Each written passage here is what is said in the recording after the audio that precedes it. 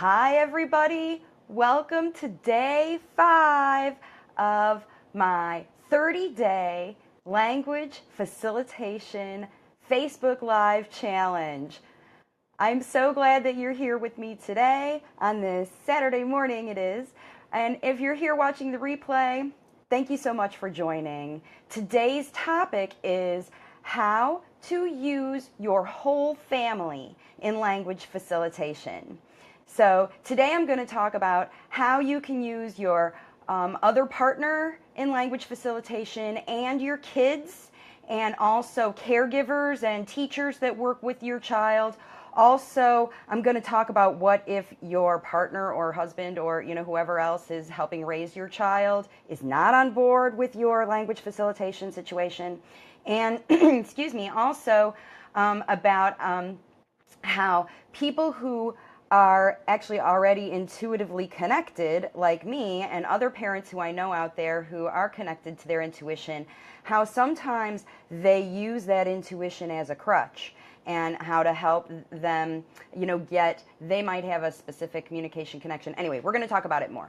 But I want to tell you who I am. My name is Marcy Melzer, and I am an intuitive speech language pathologist, and I am here today as part of my 30-day Facebook Live Language Facilitation Challenge, and I help parents teach their children to use the words they need to share their wisdom with the world. And that's nonverbal, late talking, spirit kids, any child that you have who you think has words inside, and you want to try to draw those out and be the language facilitator for your child, this 30-day challenge and the videos that I'm putting up are designed for you. Every day is going to be a new topic, and the replays are all going to be available on my page. And I see that people are here. Valerie's here. Hi, Valerie. Mwah. And Jessica and Sean is watching. Thank you so much for popping in today and viewing my Facebook Live. I'm really glad that you're here. And like I said before, the replays are going to be available. You're going to be able to binge watch me on YouTube. You're going to be able to learn everything you can about language facilitation in the next 30 days. So let's get into our topic today, because I know I can get long-winded. Good golly, yesterday I talked for almost an hour. Today, I know it's Saturday, it's a beautiful day here in Florida, and I want to get this information to you so you can enjoy it and start to integrate it on this day, weekend day, when families are doing their thing. So this is a good topic for today. All right, so let's get started with talking about how to language facilitate, or how to get your other partner involved. So most of the parents that reach out to me are moms. I got to tell you, I do talk to dads, but most of the time it's because the mom or the female parent has brought in the male parent to bring in to do whatever. But it doesn't matter. Whoever I talk to on my language facilitation calls, those things are really important. Hey, Cheryl's here. Cheryl was my college roommate. Who'd have thought? Thanks for joining me, Cheryl. Sorry, I got distracted. Anyway, so I'm so glad you guys are here. So this is how you're going to make sure that you incorporate your other parent.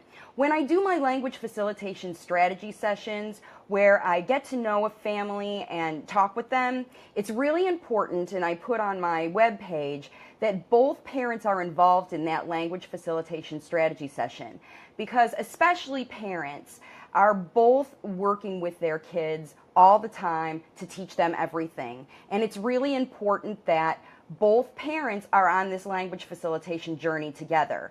So the strategy session, where I talk to parents about if they're on board and if they're ready to be language facilitators and get their own plan to get themselves started, I like to have both parents on the call for that.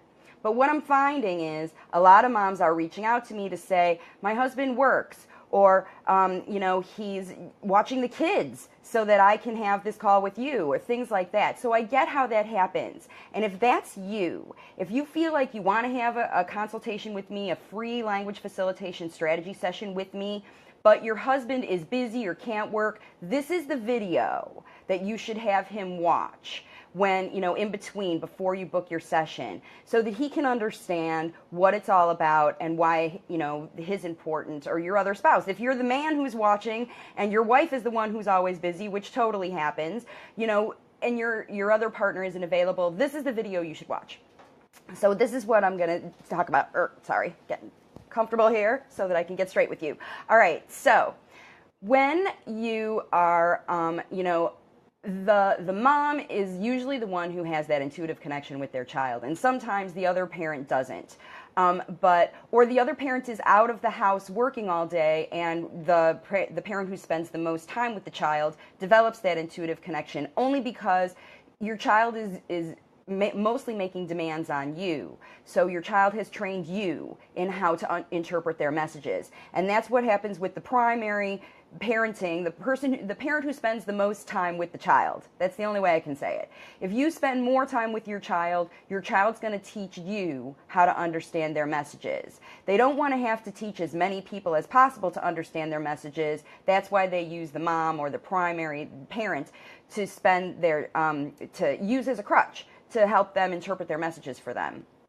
So it's really important that as you engage with your child and develop that intuitive connection and mold that intuitive connection into using words, that you coach your spouse, partner, other parents, and other people around you in those same strategies, because your child's going to learn that their strategies are effective with you, but they also have to learn that they're effective with everybody else, because they already know that they can get what they want from you. You're the mom. You're inevitably going to find out what it is. Other people don't have that circumstance. And even in a family, the other partner might not have that same connection.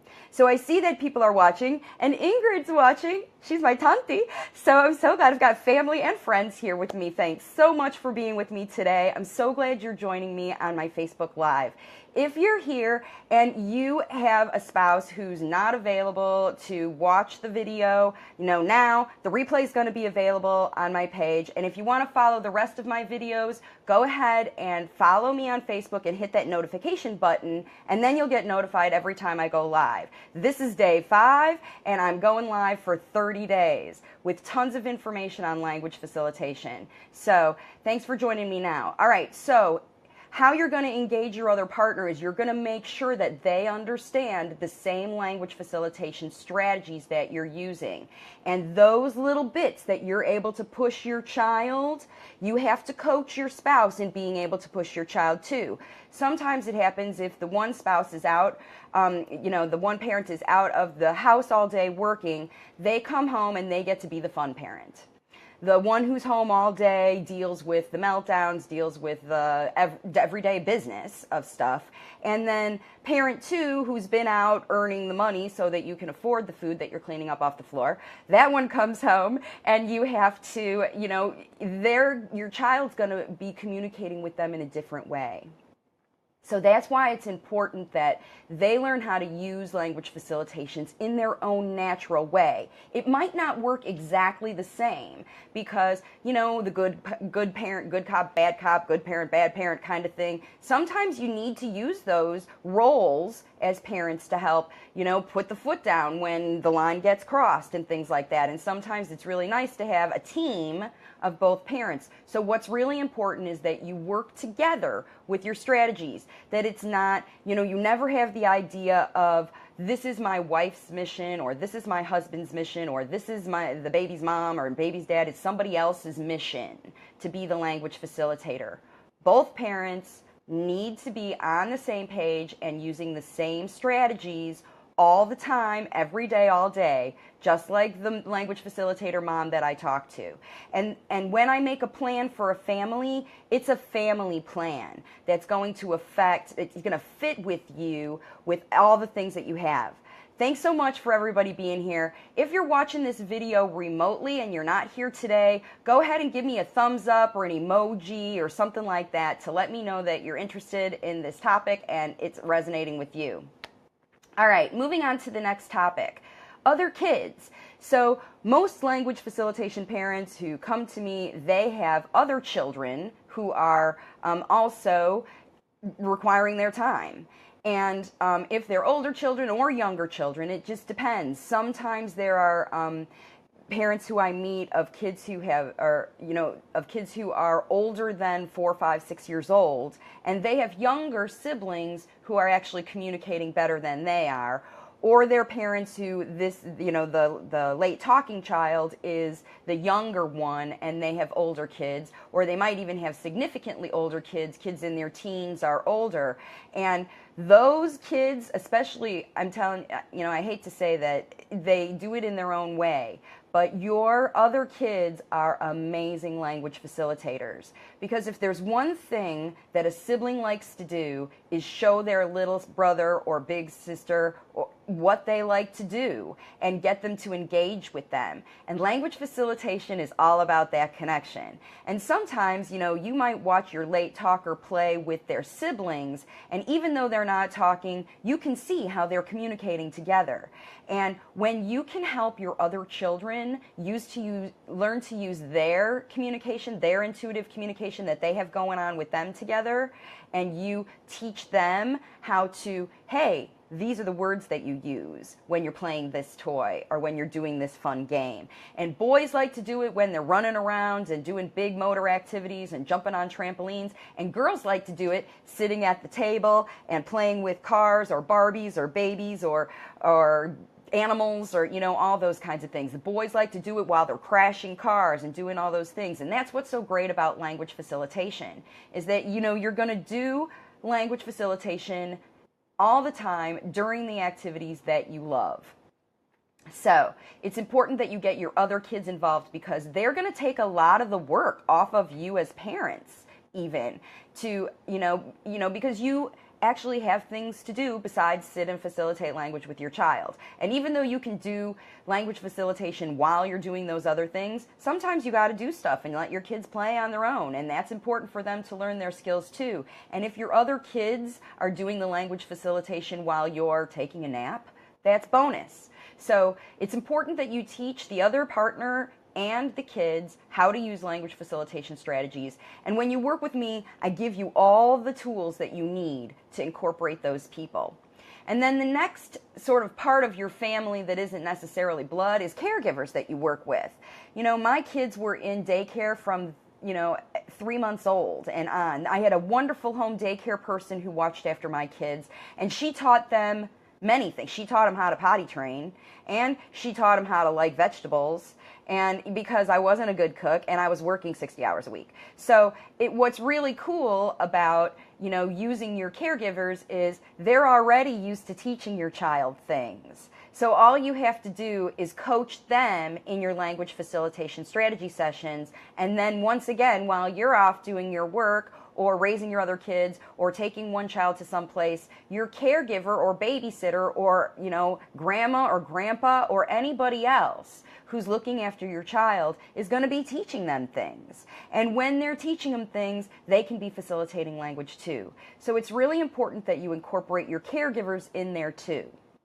Now, one of the questions that I have had is, what if my partner's not on board? What if I'm divorced and my kid spends time with an ex? Or what if my child's other parent travels months or weeks of the year and I'm the only one doing this? What if they're just not available for this language facilitation journey in their own way? Because truly, everyone has different ability to do this. Everyone can facilitate language, but, your comfort zone has to be good at it. Just like your child isn't very comfortable at, riding the bike of, learning. In my last video, I talked about language facilitation kind of like riding a bike.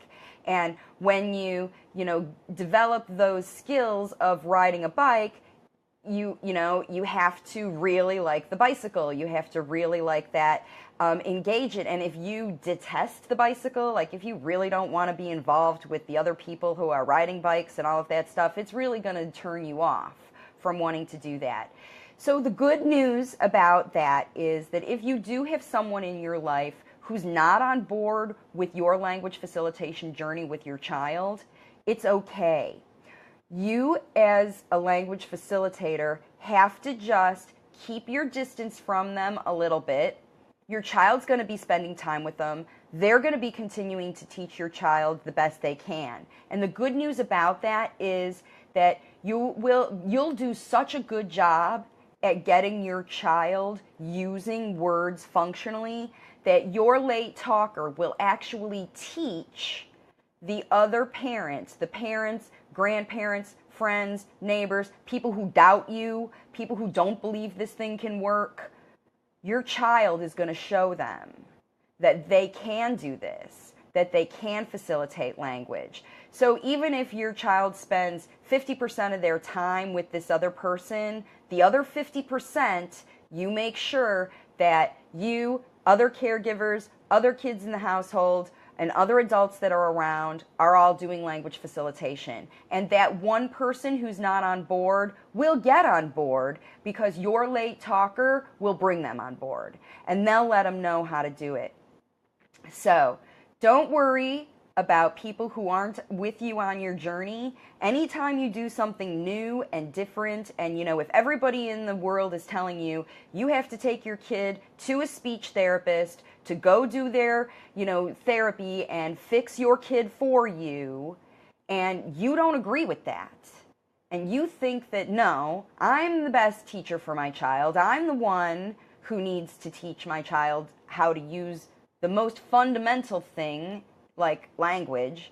So when you teach your child, if you believe that that's the most important thing for you, is that you as the parent are the one who's teaching your child, and other people doubt you, you just have to block them out. You just have to, smile and nod, I get it, you know what, and just let them know, hey, this is trying. And I'll tell you what, it's not going to happen for very long, because if you start to be a language facilitator for your child, like the parents who have worked with me, your child is going to be making so much improvement so quickly because you're going to be working all the time on this language facilitation that you and your child are going to prove them wrong. And like I said, your child's going to bring them on board eventually anyway.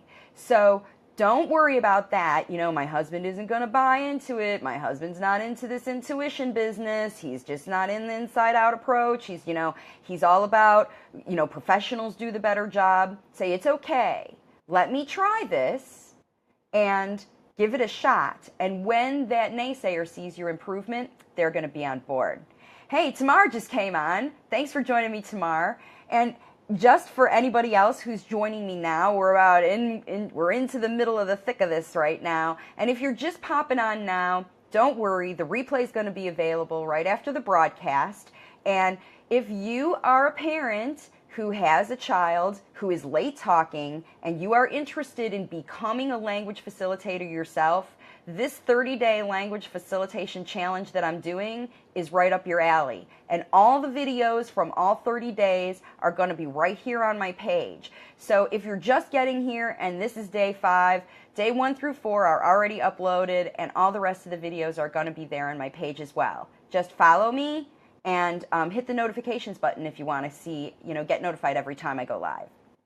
So the last thing I want to talk about today on this topic of how parents are important in the language facilitation process is, I just met a woman today who reached out to me because she's been watching my videos, and her name is Metcalf, and she is an intuitive psychic, and she communicates with the universe and the actual souls of children from the time of conception, before conception, through birth. So before they even come into this life, this 3D world that we all live in, this woman, Katie, is able to communicate with the souls of those kids. Woo! That is woo-woo stuff. That is really cool. That is very exciting. And I can't imagine the cool information that those parents are getting from Katie. But Katie also has a 15-month-old spirit kid. And she saw my interview yesterday about spirit kids, and she figured out what her problem is. Katie, because she's an intuitive psychic, is super, super good at understanding her child's intuitive messages. And because she's good at communicating with babies from birth, and before that, she probably was talking to her baby before she even had sex to have her baby. I mean, Katie was on it. She was talking to her baby for a long time. And other intuitives also, it's so easy to just fall into, I know everything my child wants and whatever. And her little guy now is 15 months old, and he's a super smart spirit kid. He's starting to figure things out. But he's also not really using words because Katie spends most of her time with him, and Katie spends most of her time intuitively communicating without even realizing it. So if you are an intuitive mom and you're into the woo-woo and you like those things, give me a thumbs up or a happy face or whatever, and let me know that, you know, you're out there, because I know you are. The whole spiritual community is just gigantic. And I know these spirit kids are just happily responding to your intuitive messages and comfortable in your woo-woo loving, you know, positive parenting nutshell, which is amazing and beautiful. But if your husband or spouse or partner or any other people in your household aren't into the woo-woo, your child isn't going to be able to communicate with them as easily as they are able to communicate with you, because you're using your intuition.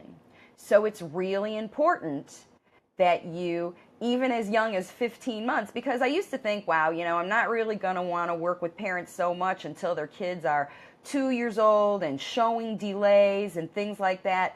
But here, as a result of meeting Katie, I realized that I can potentially help parents for kids who are like 15 to 18 months old and help them get a start so that they don't get stuck in this intuitive communication mode with mom and become a late talker because of it, because her little guy's super smart. And I'm sure that when she shows him how fun words are, that words are going to be something that he's going to be able to use. And what I can do is help parents like Katie interpret their kids' messages and, you know, understand that, you know, at this stage in the game, it's already important.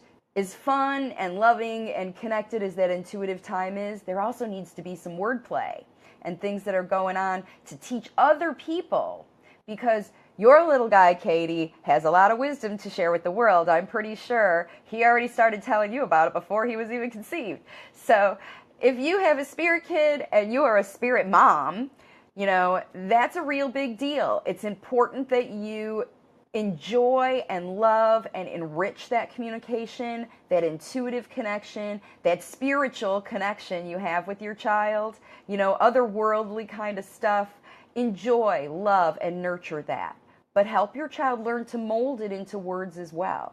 And if you need assistance with that, a language facilitation strategy session might be right up your alley. And if you want to schedule a free language facilitation strategy session with me, you can do that a few different ways. You can contact me via private message.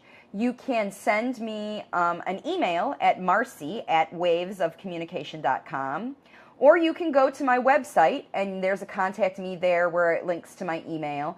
And then I might even I'll probably put in the link below here, the link for the strategy session. So if you haven't scheduled a strategy session because you saw on my website that I want both parents there and you don't have your other parent available and that's held you up from scheduling, go ahead and schedule. Let me know in your survey that you're going to be the parent there. And, you know, talk to your husband about it first. Have him watch this video and see, you know, what you think. There also is a free class on my website, wavesofcommunication.com. If you have a late talker and you want to know more about how I work, these 30-day videos are going to be a nice supplement, but I have a free class on my website. So go on there, click the website, watch the class, and then you can go ahead and schedule a free language facilitation strategy session after that.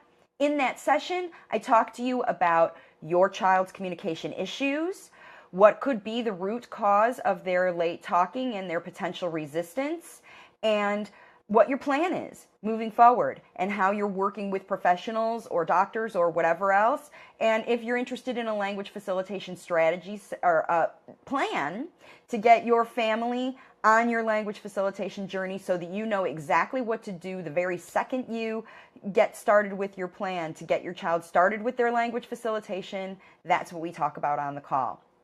If you just have a question and wonder if your child's a late talker at all, or you just want to reach out and say hi and have a question, send me a private message. That's always the best way to reach me. That's how Katie reached me, and Christine and Angia. All these people who are finding me are just reaching out to me on PM, and I'm so happy to talk to all of you. Thank you so much again for joining me today. Enjoy your wonderful weekend with your family, and if you're watching the replay, go ahead and like it, share it, come back tomorrow and see me then. Have a great day, and I'll catch you tomorrow.